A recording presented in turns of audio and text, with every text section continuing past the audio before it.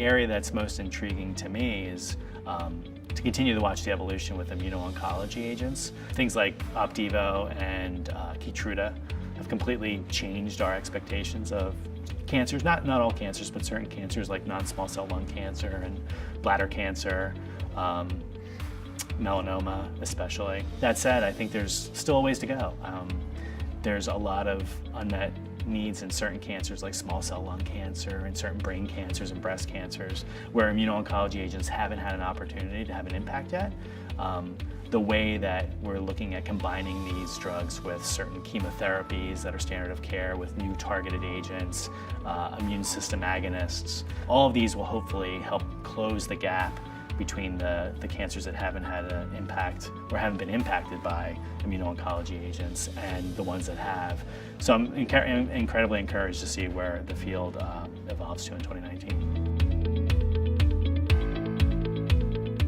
I think it'll have a positive impact, but let me qualify that.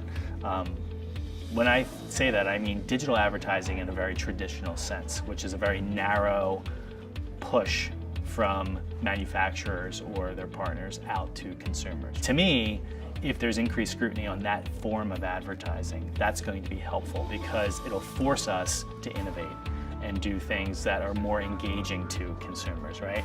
That's where the authentic conversations can happen. If we can figure out ways, because of increased scrutiny or regulations, to create content and to foster the creation of content that is more engaging for patients and caregivers, for instance, not only amongst each other, but then also when they can take that content and engage with their physicians, that will be a very positive effect of a tighter regulatory environment on digital advertising. My dream for healthcare would be, instead of a traditional focus that we have in the United States, which is really one on sick care, I would love for us to switch the conversation and continue the trend towards discussions of actual healthcare, things like wellness and well-being, prevention of disease versus just treating disease. This is a very hard shift to make because it requires two things. One, it requires patients to feel like they're empowered to have different types of conversations with their doctors. You know, I'm very fortunate after doing this for as long as I've been doing it that I know something that most people either know or can't act upon or don't realize, and that is that doctors are just people too. You can engage them in different types of conversations. In the United States, we have this tradition of doctors tell you what to do and then you go home and do it and you don't ever question it, right? We have all the information available to us. It's at our fingertips. Direct-to-consumer advertising and all the information on the internet. We certainly give people enough information, but it's the empowerment piece that's missing from that.